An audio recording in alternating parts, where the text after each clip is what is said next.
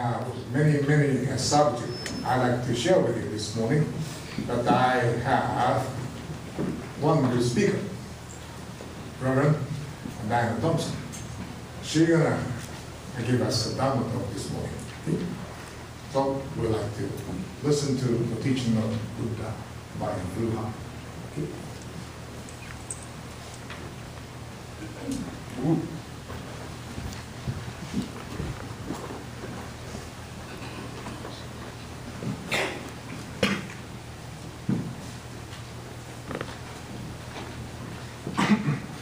Please join me in Gasho. Although my eyes, blinded by passions, do not see the brilliant light which embraces me, the great compassion never tires, always casting its light upon me. Namo Buddhaya. Namo Buddhaya.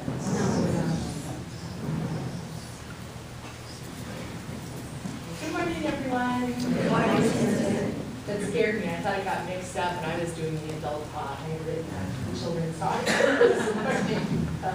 All right, so this morning I'm going to start by reading a book. Just a story, not a whole book. So if the kids want to come up, look closer and see the pictures. It's up to you.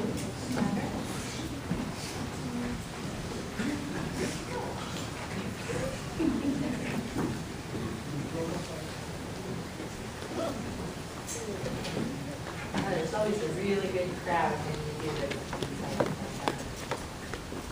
Hey, okay, so this one is called Two Large Stones. Did I keep speaking or something? Okay. Two large stones. Oh, see? Okay, stand farther away. Two large stones sat on the side of a hill. Grass and flowers grew there. This side of the hill is nice, said the first stone, but I wonder what is on the other side of the hill. We do not know, we never will, said the second stone.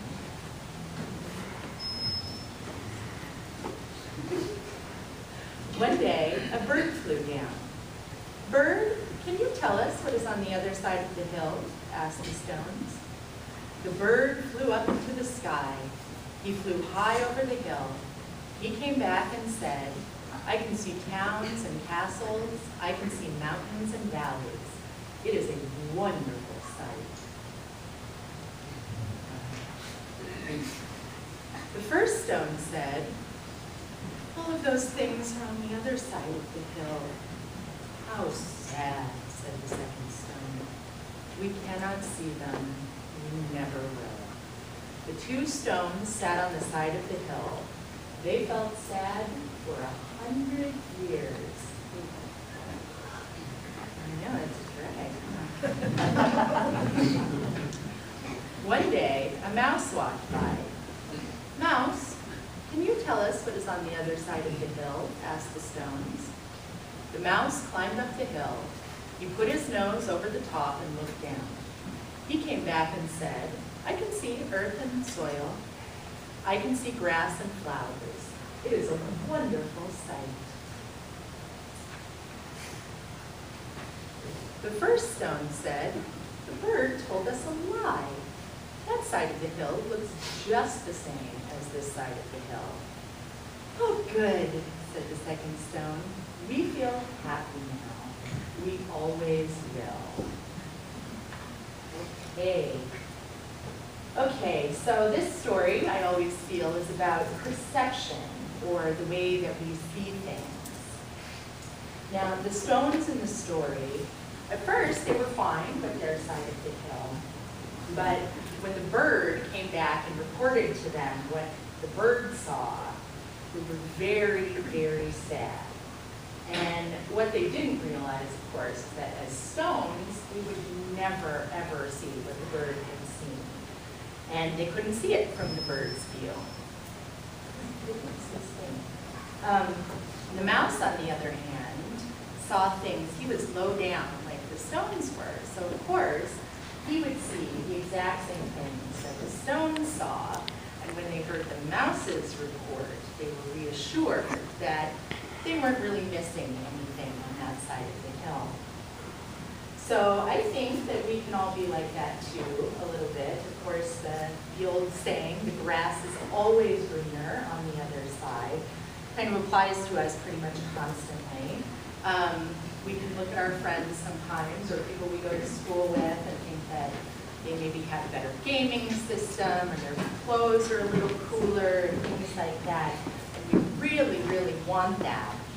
And it's not just you guys, grown-ups are like that too. That guy's got a better job, or we're still doing the clothes thing too. I don't know. So, but we can do it too. It's not just you guys. So the mouse, again, made them feel better when they knew that things were just the same on the other side. So sometimes we have to remember that our friends may be thinking the same thing about us. That maybe we have things that they think are much better. And that really our perspectives are somewhat the same, even though we have different things. So sometimes we are blind to what goes on around us. And we have a hard time sort of seeing the big picture, that all things are just a matter of perspective. We maybe can't see things from a bird's eye view, but we can enjoy what we have from our own view. And really, the Buddha, or the great compassion that's out there, is the only one that can really see things as they truly are. It can see that we all have different perspectives, but they're not necessarily better or worse, bad or good.